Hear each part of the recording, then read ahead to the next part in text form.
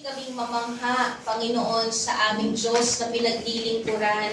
We pray, Father God, that let our spirit be ready to receive, Lord God, yung bawat salita na tatanim mo sa aming spirito, Panginoon, sa aming puso at sa aming isip, O Diyos. Dalangin po namin, Panginoon, that let the Holy Spirit cultivate those words, Lord God, and we pray that it will continue to grow, Lord, and become fruitful, Panginoon, sa aming buhay.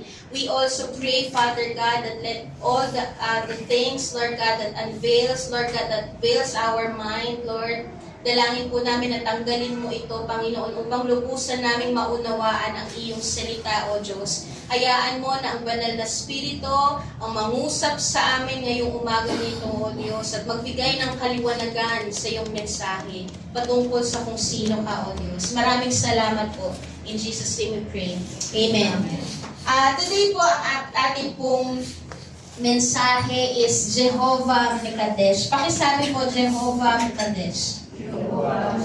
Hindi mo na rin. Jehovah Mekadesh. Jehovah Mekadesh. And sa Leviticus 20 verse 8 po, ang sabi po dito, keep my statutes and do them. I am the Lord who sanctifies you. Pag sinabi po natin Jehovah Mekadesh, ibig sabihin po nito is doon sa Leviticus 20 verse 8, the Lord who sanctifies. I am the Lord who sanctifies you. It means po, it is the Lord who cleanses us. Ang Panginoon po ang nagbibigay sa atin ng kalinisan, ang gumagawa sa atin para tayo ay maging banal. Ang Diyos po ang nag-aayos ng ating buhay. Ang Diyos po ang naggagawa ng ang dahilan kung bakit tayo matuwid at nakakaharap sa Panginoon. Iyon po yung ibig sabihin ng Jehovah Mekadesh, the Lord who sanctifies. It is the Lord who cleanses us. It is the Lord who makes His people holy. So when we speak of sanctifies, pakisabi po sanctifies. Sanctifies. Pag sinabi po nating sanctifies, it also pertains of the word holy or holiness. Pinapatungkol po dito, yung salitang sanctifies ay pinapatungkulan din po sa salitang holy o holiness or sa Tagalog, banal. Napakasabi po, banal. So ngayon po umagang ito, ang pag-uusapan po natin is the holiness of God. Ano nga ba yung ibig sabihin ng holy? When we speak of holiness or when we speak of the word holy, it means to be set apart. Okay? It means to be set apart. Patungkol po ito sa separateness, yung pagiging iba ng Diyos. That He is so far different, far above than His creation. Yun po yung ibig sabihin ng holiness. Pagiging iba, pagiging hiwalay. Na malayo po ang kaibahan ng mga bagay o tao na pinapatungkulan o dinidescribe ng salitang holy. Okay? So, pag sinabi rin po natin holy, it means apartness o being different. Okay? Distinctiveness o being unique. Kakaiba. Higit. Okay? Far above. Okay? Yun po yung ibig sabihin ng holiness. And ang sabi po sa Leviticus 19:2, sabi po dito na dapat daw po tayo maging banal dahil ang Diyos ay banal. Okay? Sabi po ng Panginoong Jesus sa bansang Israel, speak to all the congregation of the people of Israel and say to them, you shall be holy, for I, the Lord God, for I, the Lord your God, am holy. So gusto po ng Panginoon na dahil banal ang Diyos, ang kanyang mga piniling tao ay banal din. Okay? So ngayon po, sa pag-uusapan po natin today hanggang next week, okay lang po ba na aabutin tayo next week? Okay? Okay? So, dalawang part po ang gagawin po natin dito sa Jehovah Mekadesh. We will explain today Ang ating pong pag-uusapan today is yung Holy God, okay? Or the holiness of God. What does it mean about the holiness of God? Na mamaya po pag-uusapan natin yung pagiging separate ng Diyos o pagiging set apart ng Diyos at pagiging sinless ng Diyos. Iyon po yung pag-uusapan natin today. And next week po, pag-uusapan naman po natin yung holy people. Ano nga ba yung ibig sabihin when we say that it is God who sanctifies His people? What does it mean when God says that it is Him who sanctifies His people? Okay, so next week po natin yung pag-uusapan. And next week din po, we will talk about what does it mean when we say that we are God's holy people. Kapag sinabi sa atin na ang New Life Antipolo o New Life family is a chosen people who is holy before God, anong ibig sabihin nun? Okay? So ngayon po, we will just focus about the holiness of God. And next week po natin pag-uusapan at pag-aaralan yung about God's holy people. Sino po dito ang God's holy people? Amen. And next week po, malalaman po natin ano nga ba yung pagiging isang God's holy people. So mapag-uusapan po natin next week yung positional holiness. Pang-sabi po, positional holiness. Yan. Pag-uusapan natin yan next week, yung positional holiness, progressive holiness, what does it mean? No? And what does it mean when we speak about permanent holiness? So next week po natin yung pag-uusapan. But today, we will just focus on the holiness of God. Kailangan po, ano nga ba yung ibig sabihin about the holiness of God or God being holy? Alam niyo po, we need to understand first. Kailangan po muna nating maunawaan, umpisang-umpisa, yung holiness of God. Ano nga ba yung ibig sabihin when we say that God is holy o the holiness of God? Para po maunawaan po natin ang nais ng Diyos na klase ng pamumuhay ng mga God's holy people. We need to understand first, what does it mean about the holiness of God so that you may know ano nga ba yung ibig sabihin kapag sinasabi ng Diyos na mamuhay tayo ng banal. Okay po ba? Na sinasabi po sa Leviticus 19:2. So, ano nga ba yung ibig sabihin when we speak about the holiness of God o holy God or God being holy? When we say holiness, it means to be completely separate and sinless. So, unang-unang bagay po is the holiness of God is about completely separate. Unang-una, yung holiness po ng Diyos is pagiging separate niya o pagiging set apart niya. Sa Hebrew word po, pag sinabi po nating word na holy, ang ibig sabihin po nito is yung to cut. Pakisabi po to cut. So when we relate that word holy o to cut sa Panginoon, when we describe God as the holy God, it means God is cut above every other being in the universe. Iyon po yung ibig sabihin nun. He is cut above. Iba siya.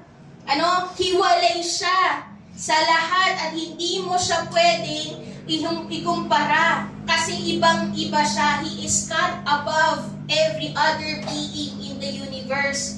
So when we speak of the holiness of God, na He is separate, hiwalay, siya ay set apart, ibig sabihin po nun, it speaks of God's otherness. No? Yung pag sinabi nating otherness, yung pagiging unique ng Diyos, wala siyang katulad. Yung pagiging different ng Diyos, siya ay iba sa lahat, pagiging distinct. Walang makapapare sa Kanya. So, ibig sabihin po nun, na when we say Holy God, when we describe God as holy, God is far different than we are. Hindi mo siya pwedeng ikumpara sa buhay natin, o hindi natin siya pwedeng ikumpara sa ibang tao. He is far different from His creation. Yung creation po niya ay nagmamanifest ng glimpse lang ng glory ng Diyos, ng holiness lang ng Diyos, pero hindi totally makaka-compare sa holiness ng Diyos yung mga bagay dito sa mundo. Naintindihan po? So He is far different. God is cut above. He is far above, different from who we are, or than His creation. Ibig sabihin po, ang Diyos natin ay walang katulad. Amen po ba? Ang Diyos po natin ay walang kapantay. Ang Diyos natin ay walang makahihigit. Iyon po yung ibig sabihin na He is set apart. Okay? And pag sinabi nating set apart, ang kabanalan ng Diyos ang nagpapakita ng kanyang kaibahan at kahigitan sa lahat. Iyon po yung holiness ng Diyos. Na kapag sinabi natin at pinantungkulan natin o dinescribe natin ang Diyos as holy, banal na Diyos, ibig sabihin po nun, yung word na holiness o yung word na holy ang nagpapahayag ng kanyang pagiging iba. Ang word na holy ang nagpapahayag ng kanyang pagiging higit sa lahat. Kaya hindi mo po siya pwedeng ikumpara sa kahit na anuman o kahit na sino man. I know that naririnig niyo na po ito. Pero I am praying today na mag-grasp po natin yung pagiging iba ng Diyos, na wala siyang katulad, wala siyang kapantay, walang makahihigit sa Diyos, walang maikukumpara sa kahit na sino man o anuman ang Diyos natin na banal. Amen po ba? And ang sabi po sa Exodus 15:11, sabi po doon, "Who is like you, O Lord, among the gods?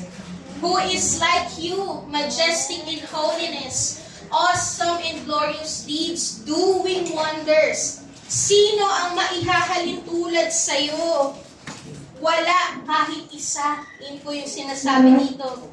Sino ang makahihigit sa'yo? Wala, ni isa man.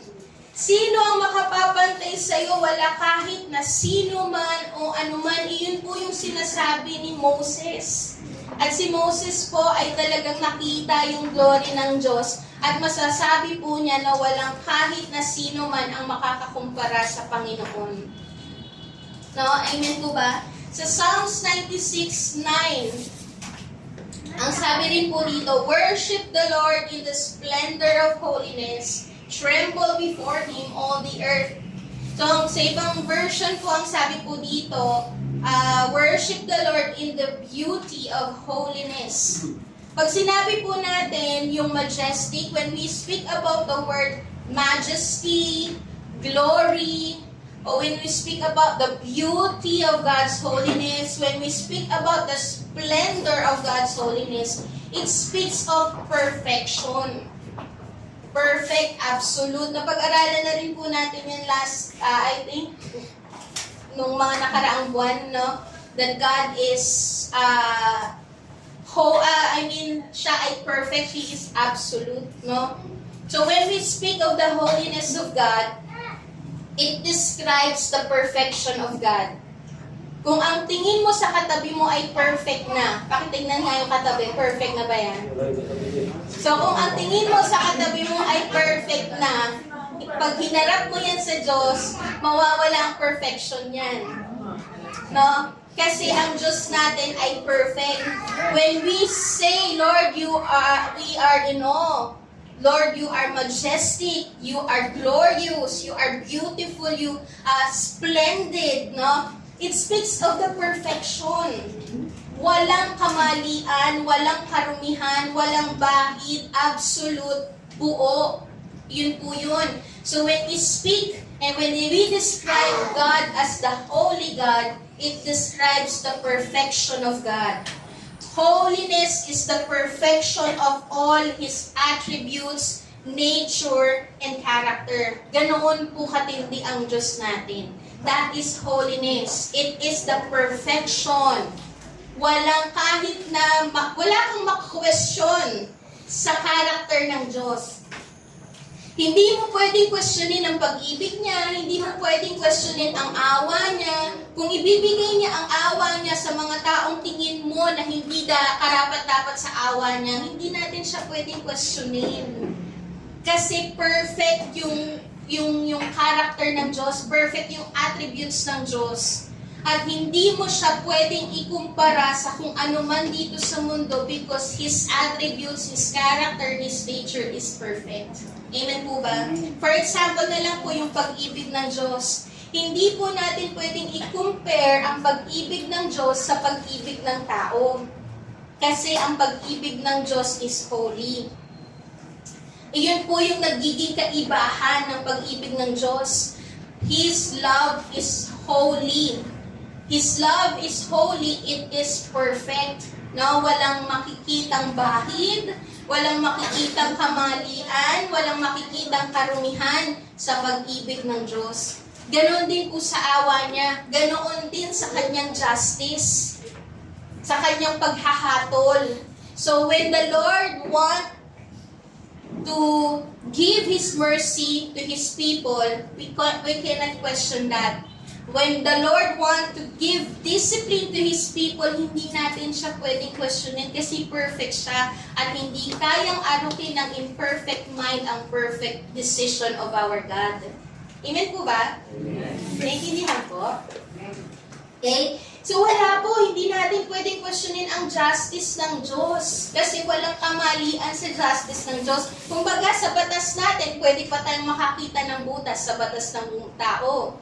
Pero sa paghuhatol at sa paghuhukom o sa katwiran ng Diyos, walang kamalian doon at walang karumihan.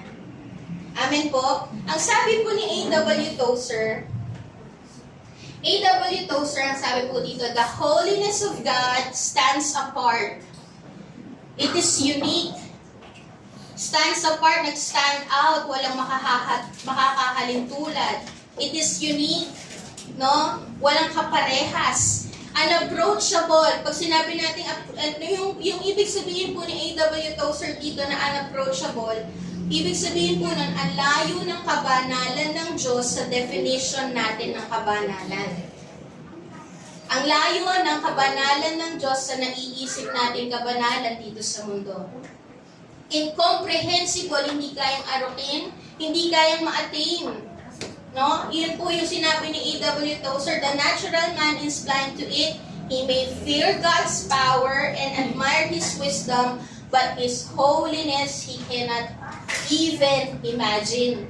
Sinasabi lang po ni A.W. Tozer dito na hindi natin kayang ma-imagine, hindi natin kayang mag-grasp yung depth of the holiness of God.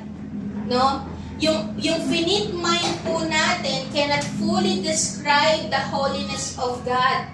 Kanina po sinabi natin sa Exodus 15:11, si Moses po ang nagsasabi nito, sumulat nito, nasabi ni Moses, who is like you, O Lord? Sino ang makakahalin tulad sa iyo? Wala kahit na isa. You are majestic in your holiness, awesome, you are glorious. Pero alam niyo po ba, yung pagkakaunawa ko ni Moses sa holiness ng Diyos, o yung nakita ko ni Moses sa holiness ng Diyos is just a glimpse. It is just a glimpse, pero grabe na yung naging effect sa kanya. It strikes him, no? Na starstruck, no? Glimpse lang yung ipinakita ng Diyos sa glory glimpse lang yung ipinakita ng Diyos sa kanyang glory, ng kanyang glory kay Moses, no? Pero it leaves him astounded, astonished, yung mga ganyang word, ano? Amazed, grabe, ganoon. Kung papansinin niyo po dito sa Exodus 33:18, kahit glimpse lang yung pinakita ng Diyos na mamangha na tayo. Kagaya na lang din po kung papansinin natin sa Old Testament, kapag nagsalita po ang Diyos, the earth trembles and the people trembles. Salita lang yun. Ibig sabihin, it is only a glimpse of who He is. It is only a glimpse of the manifestation of His glory. Pero nag-tremble na. It leaves us astonished, astounded, ganon. Grabe ang tindi. No, yung sabi po sa Exodus 33:18, Moses said, please show me your glory. Yan yung sinabi po ni Moses sa Panginoon.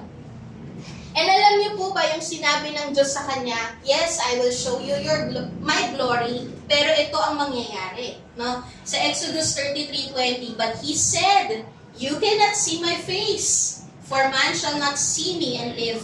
And the Lord said, behold, there is a place by me where you shall stand on the rock, and while my glory passes by, I will put you in a cleft of the rock, and I will cover you with my hand until I pass by. So, ang sabi po ng Panginoon, sige, ipapakita ko yung glory ko, pero habang dumaraan yung glory ko, tatakpan ko ang iyong mga mata ng aking kamay, at kapag totally dadaan na ako, tatanggalin ko yon, sabi ng Diyos, then sabi ng Lord, I will cover you with my hand until I pass by. Then I will take away my hand, and you shall see my back, but my face shall not be seen. Likod lang ng Diyos. Pero ang naging pero grabe yung naiwan na mark kay Moses. Likod lang ng Diyos ang nakita niya. Pero grabe yung amazement ni Moses. It is only a glimpse, kaya hindi po natin kayang fully mag-grasp yung depth ng holiness ng Diyos. Kasi kahit glimpse lang yun, namamangha ka na. Yung finite mind natin cannot fully describe the holiness of God. Namamangha na tayo sa Diyos, and we sing holy, but the Lord reveals us today, only a glimpse lang. Pero darating ang time that He will fully show to us His glory. Amen. Sabi po ni Dr. Reynold Showers, sabi po niya dito, holiness is that which makes God, God. No? Holiness is that which makes God, God. So, ang kabanalan daw po, when we describe God as holy, what makes Him God? Distinct, kaibahan, higit sa lahat, what makes Him God? Masasabi natin na Diyos ang ating Diyos dahil iba siya sa lahat. And that holiness describes Him of being unique, of being set apart, of being separate. Of being, yung word ng otherness. Naintindihan po? Kaya iba ang Diyos natin. Amen po ba? Kataas-taasan ng Diyos natin, higit sa lahat. Amen po ba? Sabi din po sa Isaiah 6:3, papakita lang po natin dito yung kaibahan ng Diyos natin that He is matchless. That He is a holy God. Isaiah 6:3. And one called to another and said, Holy, holy, holy is the Lord of hosts, the whole earth is full of His glory. So dito po sa Isaiah 6, na-encounter po ni Isaiah ang Diyos.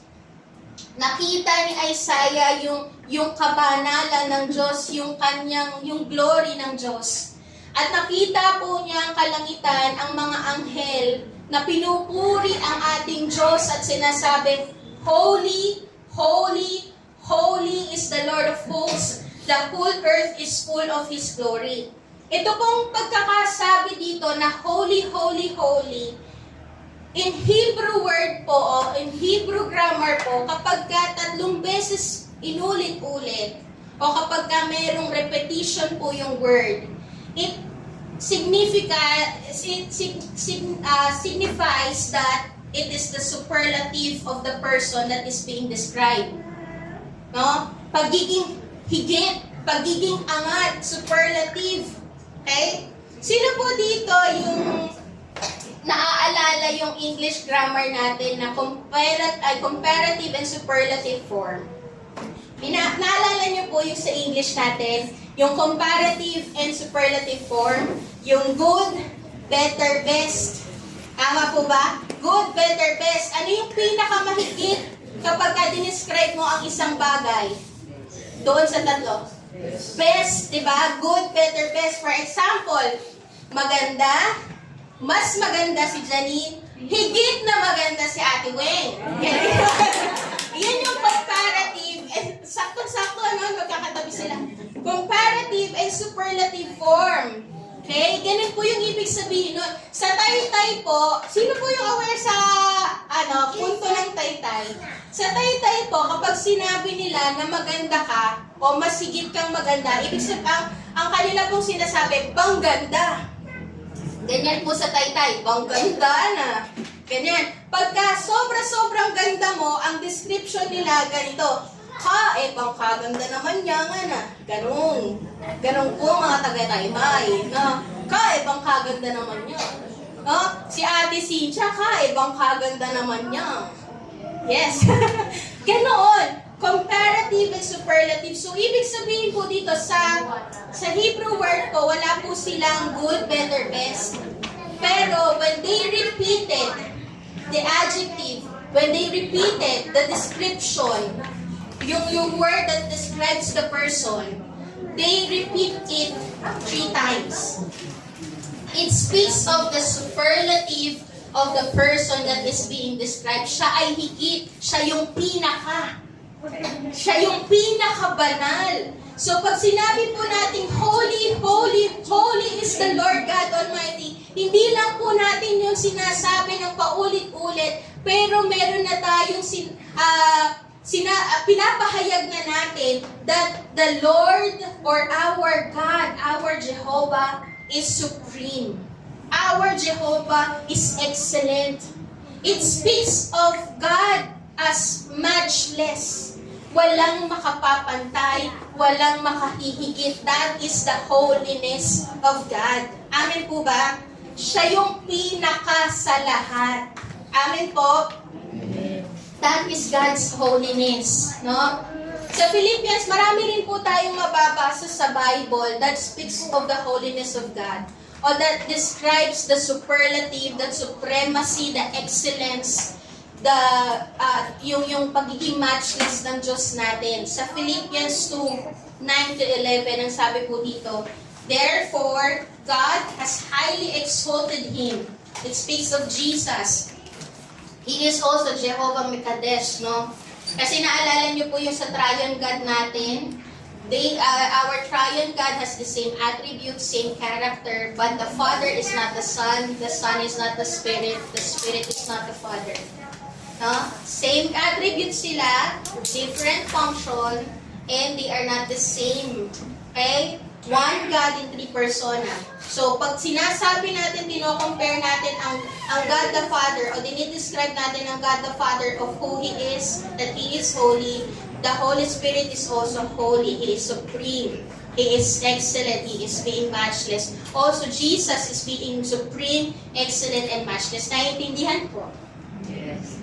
Then, so that is we believe in the Triune God. Okay, so Philippians 2:9-11. Therefore, God has highly exalted Him and bestowed on Him the name that is above every name, so that at the name of Jesus, every knee should bow in heaven and on earth and under the earth, and every tongue confess that Jesus Christ is Lord, to the glory of God the Father. Higit po sa lahat, every knee will bow, lahat ng bagay dito sa mundo, lahat ng living creatures dito sa mundo will bow down before the presence of our Jesus Christ, because He is holy, holy, holy. Amen po ba? He is supreme, excellent, and matchless. Amen? Sabi din po sa 1 Chronicles 29:11, yours, O Lord, is the greatness and the power and the glory and the victory and the majesty, for all that is in the heavens and in the earth is yours. Yours is the kingdom, O Lord, and you are exalted as head above all. So marami pa pong description sa Bible that speaks of the supremacy, excellence, and being matchless of God, that speaks of the holiness of God. Siya ay above, higit sa lahat, walang makakukumpara. He is separate, He is set apart, He is cut above every creature, every living things in this world, He is cut above His creation, no? Walang makakukumpara. Far different from His creation. Ganoon po katindi ang ating Diyos. And when we speak of God's holiness, ano po yung una? When we speak of God's holiness, He is separate or set apart. He is separate or set apart. Pangalawa po, when we speak of God's holiness, it speaks of God being sinless. Yun po yung sinasabi ng Biblia when we speak of God's holiness. He is being sinless. So, ibig sabihin po nun, He is pure.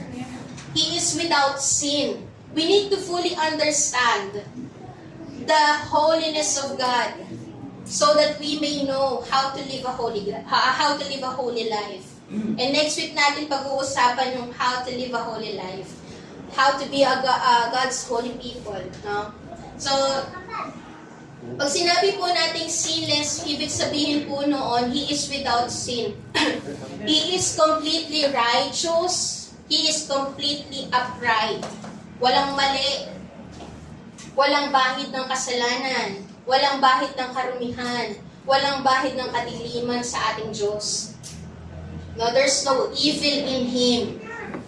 Kaya kapag sinabi ng ibang tao na ang Diyos natin na si Yahweh is evil, may evil sa Kanya, He is the creator of evil. No, huwag tayong maniwala doon. Because our God is holy God, there's no evil in Him. He is completely upright, righteous, and pure. No? There's no darkness in Him, there's no evil in Him. And sa Bible po, kapag pinag-usapan natin yung holiness of God, meron pong dalawang image na dinidescribe sa Bible about the holiness of God. Dalawang image. Ano po yung dalawang image na yon? Yung fire and light. Fire and light. So, ibig sabihin po nun, pag sinabi natin o pagka nakita po natin na yung about sa consuming fire of God, mababasa po natin yung sa Biblia about the consuming fire of God in the Old Testament and in the New Testament. It speaks of God's holiness. Na wala pong bahid ng kasalanan at karumihan sa Diyos. Kaya lahat ng marumi ay tinutupok ng banal na apoy ng Diyos.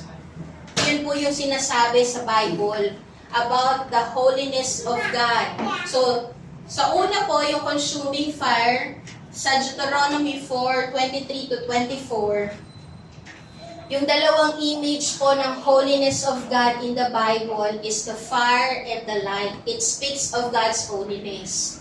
It describes the holiness of God. Sa Deuteronomy 4:23 to 24, ang sabi po dito about the consuming fire of God. Take care lest you forget the covenant of the Lord your God, which He made with you, and make a carved image, the form of anything that the Lord your God has forbidden you. For the Lord your God is a consuming fire, a jealous God. Ang sabi po ng Panginoon, mag-ingat kayo. Huwag niyong hayaan na mamuhay kayo sa kasalanan because I am a consuming fire. I consume every impurities. I consume lahat ng bagay na mali and impure, evil, no? Tinutupok yun ng consuming fire ng Diyos. No? Iyon po kasi nga, ayaw ng Diyos ng kasalanan. He is separated from sin. Banal siya, walang kamalian, walang karumihan sa Diyos natin. God cannot stand the sight of sin and evil. Basahin po natin yung hindi ko yata nailagay yun. Habakkuk 1:13. You have your, pwede pa natin i-flash. Habakkuk 1:13.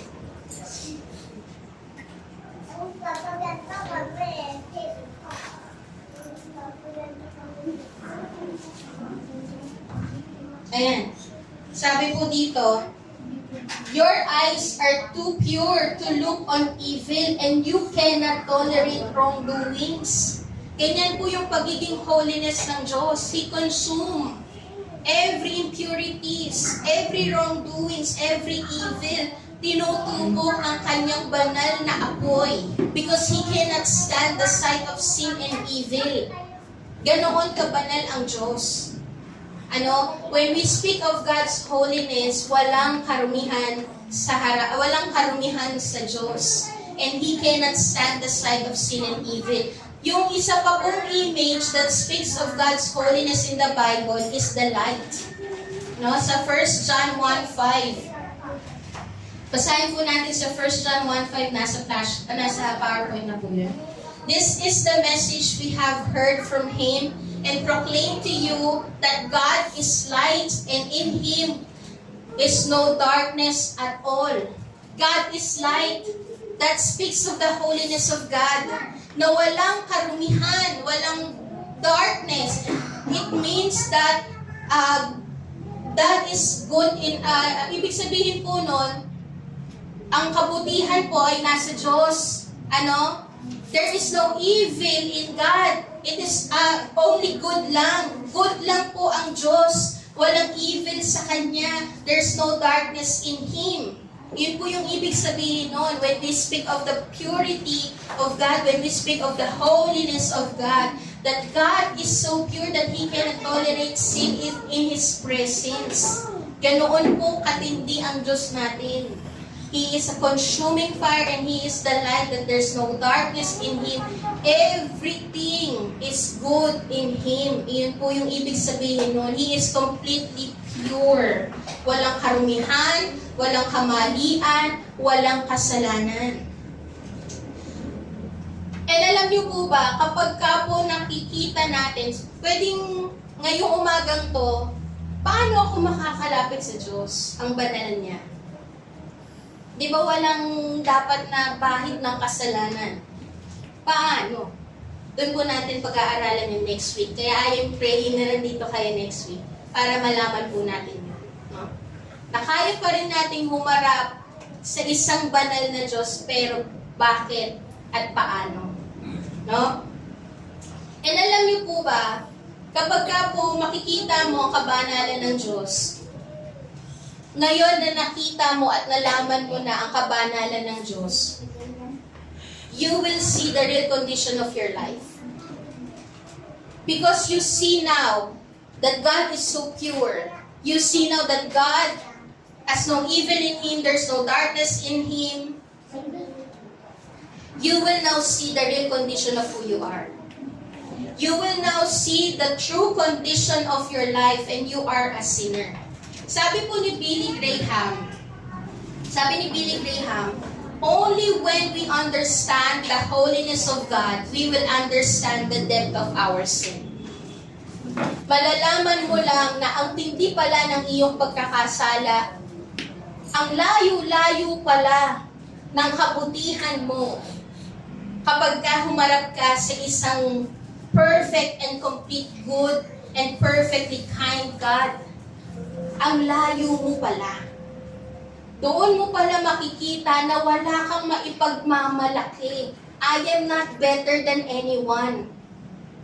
Doon mo makikita na when you face our holy God, that He is so pure, you will now understand the real condition of your life, that you are a sinner, that you will understand the depth of our sin. For example, mag-isip ka na ng taong tingin mo pinakamabait na tao sa mundo. Sino yung naiisip mo? Mag-isip ka na ng pinakamabait na pwede mong ipagmalaki, na mabait, so patient, so gentle. Mag-isip ka na ng ganong klaseng tao na maipagmamalaki mo.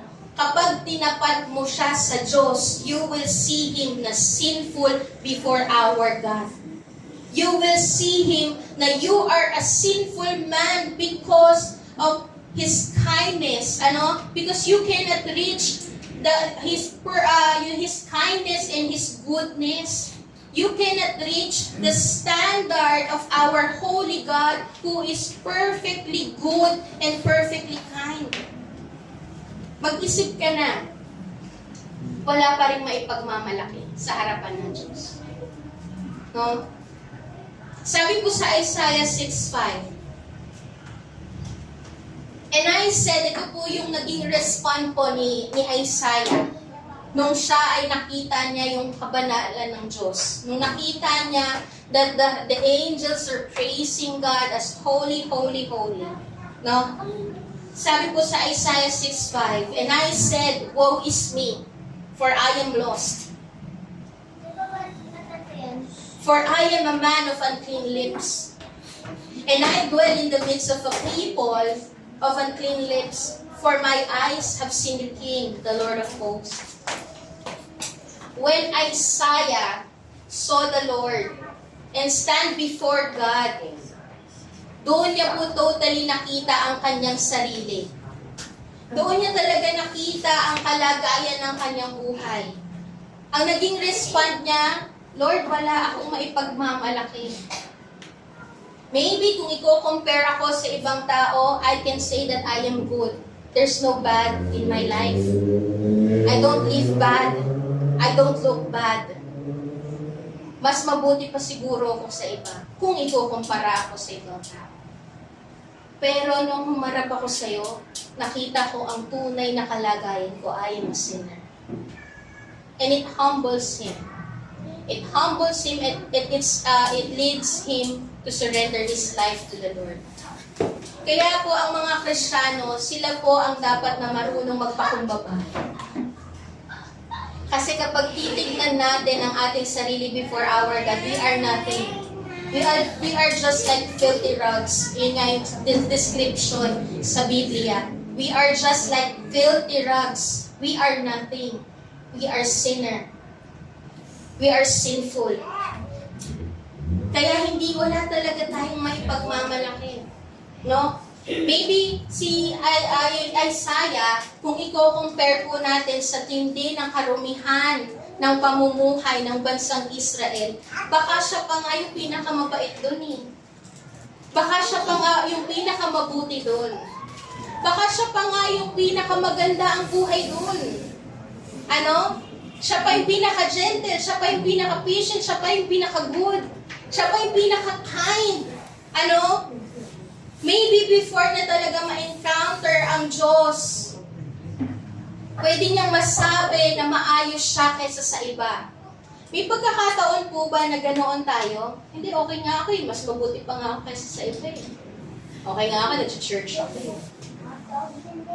Nagkakaroon po tayo ng comparison sa iba na mas mabuti ka kaysa sa kanila. Pero nung nakaharap po ni Isaiah ang Diyos, compared to other people, he looked clean. Compared to other people, he looked clean. But compared to God, he looked filthy and demean. Ano? Because God is holy and there is no sin in Him. He is perfectly pure. Okay? Walang bahid ng karumihan, kasalanan at kamalian sa Diyos. He is holy. Okay? Listen to this. Whenever we see God for who He is, we will then see ourselves for who we really are. Listen to this po. The closer you come to God, the more you will recognize your own sinfulness because God is a holy God. I praise God na nandito tayo sa church. I praise God that we are serving our King of Kings, our Lord of Lords. I praise God dahil nababago tayo unti-unti. Binabago tayo ng Diyos. Pero hindi po natin yung dapat ipagmayabang na tayo ay ikukumpara natin ang ating sarili, ang ating pagbabago kaysa sa iba. Kasi kung tutuusin, wala pa rin tayo sa harapan ng Diyos. It is only God who makes us clean. It is only God who makes us pure. It is only God who makes us holy. Kaya nga po, ang isang Kristiyano ang dapat na naunawaan ang pagpapakumbaba before God na, Lord, I am filthy. I am unclean. I am a sinner and I need you. I am praying that as we see the holiness of God, it leads us to become humble and lead us to surrender to our Lord. Ganoon po yung nangyari kay Isaiah. Kaya nga po palagi natin sinasabi na wala tayong maipagmamalaki sa Diyos. Kasi kapag tumayo tayo before God, you will see yourself nothing compared to the greatness of His holiness. Wala pa din. It is Him only who transform us from glory to glory. It is Him holy who makes us, it is Him only that makes us righteous and holy before God. Kaya it humbles us and see ourselves of our true condition. Nagpakumbaba. Kaya kung papansinin niyo po, lahat ng mga Bible character o mga tinawag ng Diyos, even Moses, nung nakita po nila ang kaningningan at kabanalan ng Diyos, ng presensya ng Diyos, ano yung nagiging response nila? Naninikluhod po sila. They bow down. They bow down. They fell, yung kanilang mukha ay talagang nakasubsob sa kanilang mga, sa lupa. It humbles them. It humbles them that I am not better than anyone.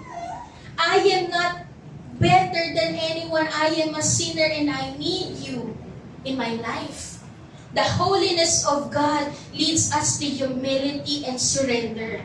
Iyon po yung nagiging respond ng mga tao na nakita talaga ang kabanalan ng Diyos. Hindi pagyayabang na, ay, mas nakita ko ang kabanalan ng Diyos. Ay, mas nakita ko ang glory ng Lord. Hindi, it leads them to be humble and surrender their lives to God.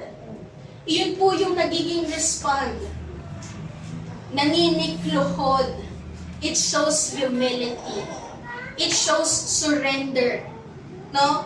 The holiness of God leads us to humble ourselves and to surrender to Him.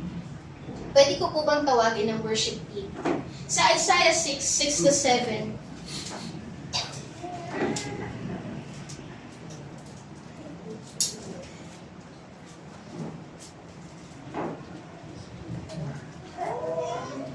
sabi po sa Isaiah 6:6-7, nung na-realize po ni Isaiah that God is so holy and I am a sinner, but still I want to come before our God.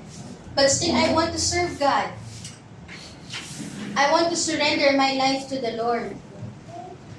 Alam niyo po ang nangyari sa Isaiah 6:6-7. Then one of the seraphim flew to me, having in his hand a burning coal that he had taken with tongs from the altar, and he touched my mouth and said, "Behold, this has touched your lips.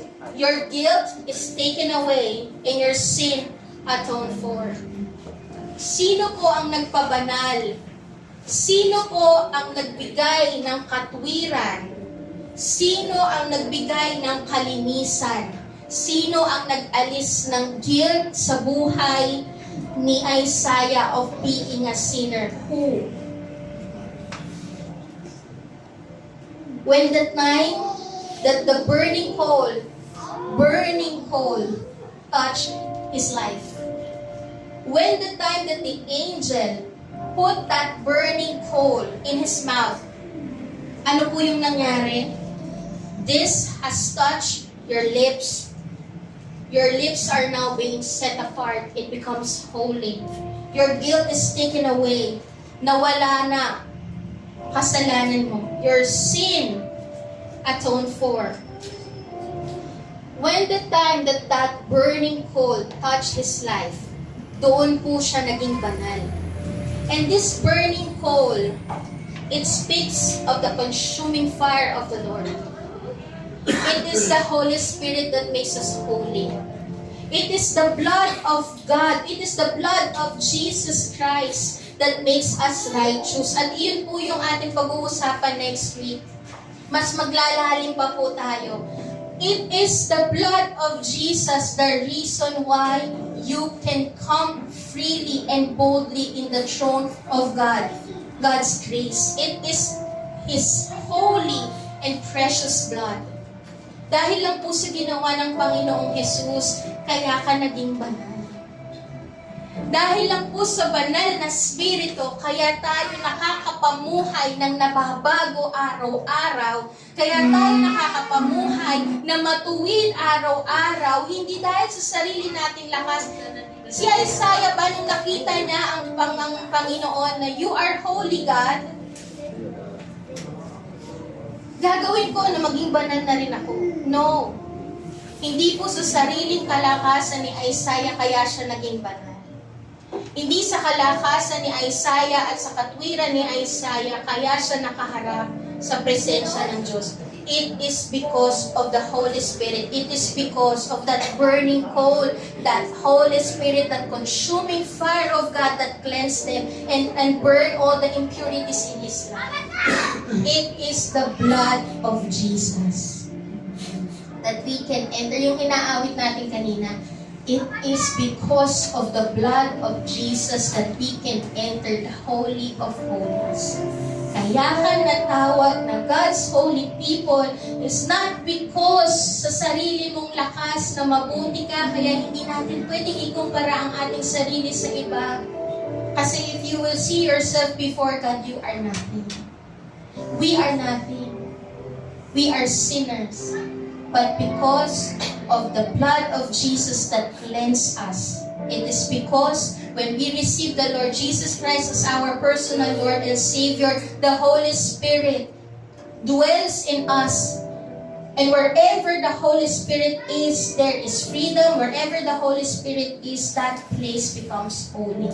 So ganoon din sa buhay natin. If the Holy Spirit dwells in us the moment that you receive the Lord Jesus Christ as your personal Lord and Savior, then the Holy Spirit dwells in you, your life becomes holy. Kaya ka natawag na banal. Kaya ka pinili to become God's holy people. It is still because of Him. Amen po ba? It is still because of Him. Amen? Amen po? Amen.